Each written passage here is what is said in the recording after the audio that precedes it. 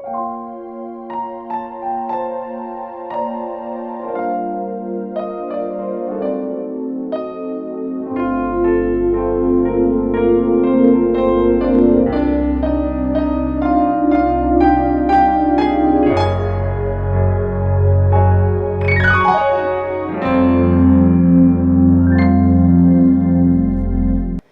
malam hari ini kita kembali lagi untuk mendengarkan renungan firman Allah, karena sepanjang hari dari pagi, siang sampai detik ini kita sudah melalui hari yang Tuhan berikan, hari yang diberkati oleh Tuhan, hari yang diberikan kekuatan oleh Tuhan sehingga kita ada sebagaimana ada pada malam hari ini.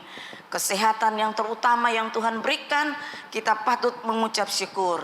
Itu sebabnya sebelum kita mendengarkan renungan firman Allah pada malam hari ini, mari kita mau berdoa.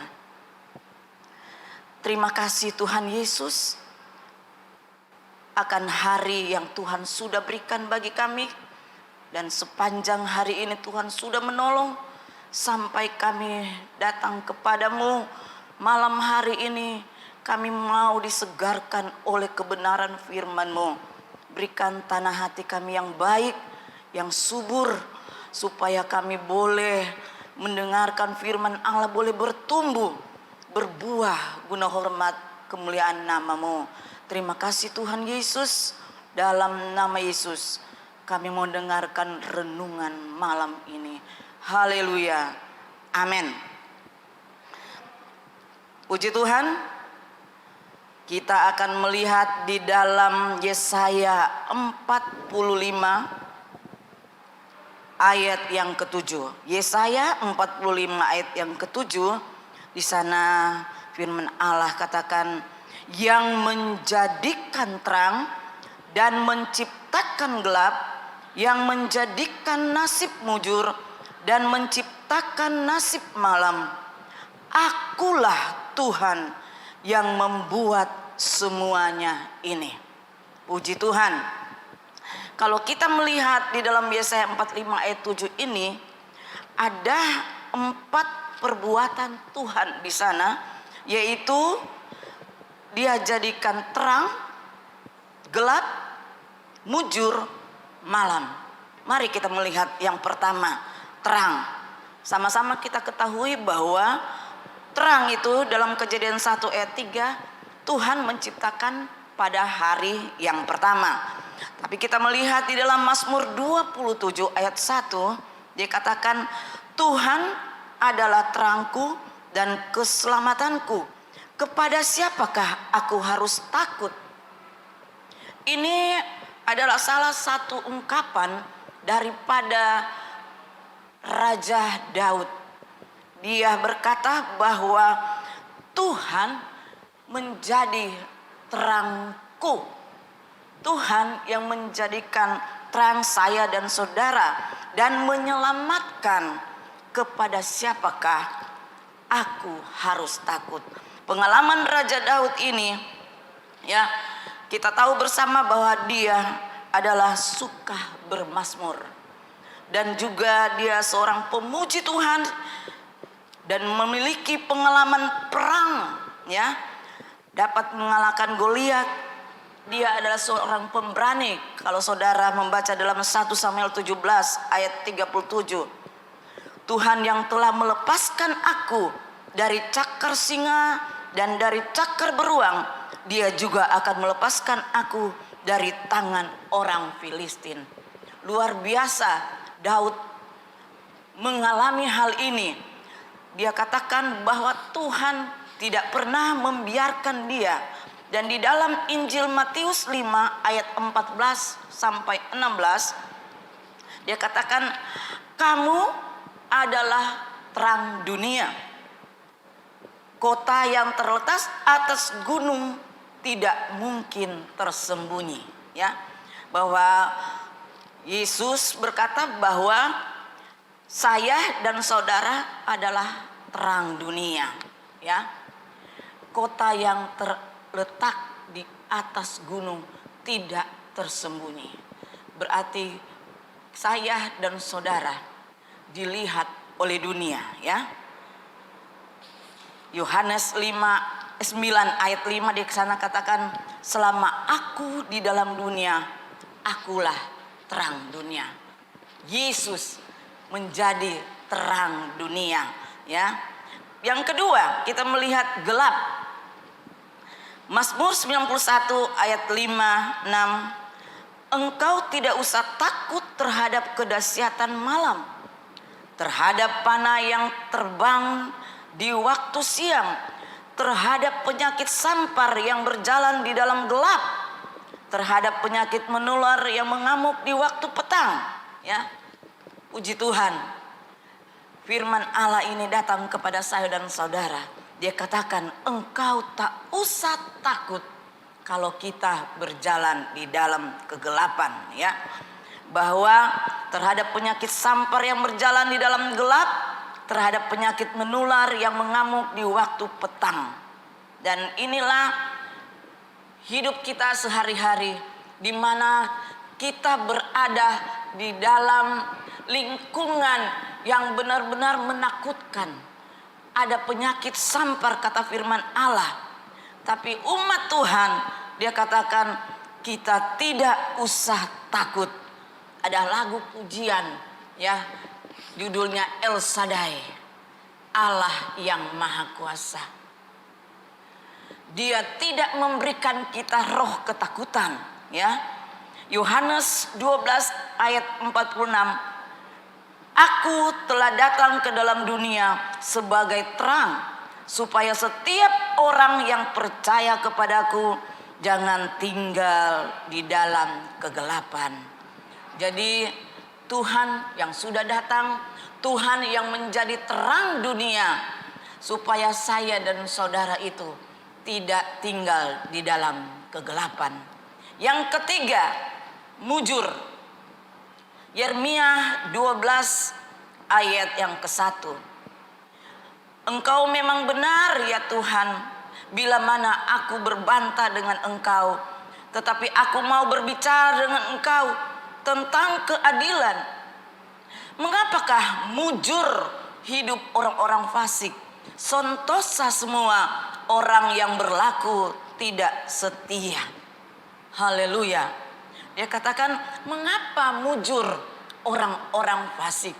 Kita tahu bersama bahwa Yeremia itu dia dipilih oleh Tuhan sejak dia di dalam kandungannya. Dan dia adalah seorang nabi. Dia sudah memberitakan Injil keselamatan. Dia dipakai oleh Tuhan. Toh dia masih berbicara bahwa engkau memang benar ya Tuhan, bila mana aku berbantah dengan engkau, tetapi aku mau berbicara dengan engkau tentang keadilan. Mengapa mujur hidup orang-orang fasik, sentosa semua orang yang berlaku tidak setia? Saya dan saudara hidup di tengah-tengah dunia ini. Kadangkala kita dapat melihat, ya, dengan fakta dan jelas bahwa kelihatan orang-orang fasik itu mereka diberkati oleh Tuhan. Mereka menerima berkat yang luar biasa. Tetapi Yeremia dia katakan, mengapa Tuhan? Mengapa orang-orang fasik ini yang lebih mujur, ya? Yesaya ini Yeremia ini dia boleh mengatakan seperti itu karena dia tahu dari sejak dia ada dalam kandungan ibunya, Tuhan sudah memilihnya, sehingga dia berbantah dengan Tuhan. Tetapi kita melihat bahwa Tuhan mengenal dia, berarti Tuhan bertanggung jawab. Saya dan saudara pun demikian. Tuhan sudah memilih saya dan saudara. Tuhan pun bertanggung jawab dengan saya dan saudara, ya. Kita melihat lagi di dalam yang pasal 11 ayat yang ke-8. bahwa Yeremia ini sampai nyawanya bisa terancam oleh karena pemberitaan firman Allah. Tetapi apakah Tuhan tidak menolong dia? Saya dan saudara pun bisa ditolong Tuhan. Ketika kita berserah penuh kepada Tuhan, maka Tuhan akan memberikan pertolongan bagi saya dan saudara. Dan yang keempat, tentang malang, ya. Obadya 1 ayat yang ke-12 dia katakan, janganlah memandang rendah saudaramu pada hari kemalangannya. Janganlah memandang rendah saudaramu pada hari kemalangannya. Jangan kita memandang remeh, memandang enteng kepada saudara kita. Tetapi kita mau melihat bahwa dalam Mazmur 34 ayat 20, di sana dia katakan, kemalangan orang benar banyak, tetapi Tuhan melepaskan dia dari semua itu, ya. Haleluya. Kemalangan saya dan saudara itu banyak, tapi dia katakan oleh firman Allah, Tuhan melepaskan dia dari semuanya itu. Haleluya. Dan keempat ini kita akan berkata bahwa yang menjadikan terang dan menciptakan gelap, yang menjadikan nasib mujur dan menciptakan nasib malam, akulah Tuhan yang membuat semuanya itu. Haleluya. Semua Tuhan sudah buat. Tuhan membuat terang, Tuhan membuat gelap, Tuhan membuat mujur, Tuhan juga membuat malang. Tetapi kita harus mengangkat hati kepada Tuhan. Terima kasih Tuhan, apa yang Tuhan buat itu baik adanya. Terima kasih. Dan biarlah renungan pada malam hari ini mengingatkan kita bahwa kita tidak boleh putus-putusnya berdoa, mengucap syukur kepada Tuhan. Kalau Tuhan memberikan kita terang, gelap, mujur, dan malang, itu sepengetahuan Tuhan. Puji Tuhan, mari kita berdoa. Terima kasih Tuhan Yesus atas renungan malam hari ini. Kuatkan dan mampukan kami untuk menjalankan kebenaran firman Allah. Roh Kudus, Engkau memeteraikan di dalam hidup kami setiap firman Allah yang kami dengar, dan kami dapat melakukan itu karena Tuhan yang menolong kami. Berkati umat-umat-Mu, hamba-hamba-Mu, dan khususnya Sosyanim, keluarga besar Sosyanim. Tuhan memberkati gembala sidang di tempat ini, ibu gembala, dan semua staf-staf yang ada. Tuhan memberkati semua. Terpujilah namamu. Di dalam nama Yesus kami sudah berdoa, mengucap syukur. Haleluya, haleluya, amin.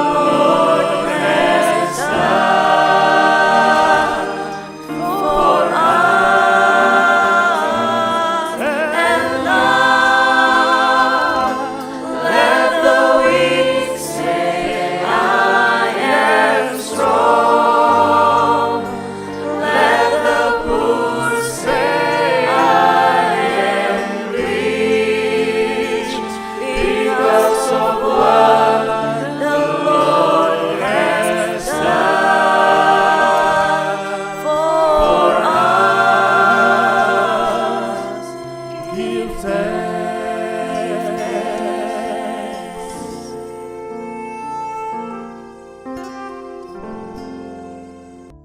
Gerejaku adalah rumahku.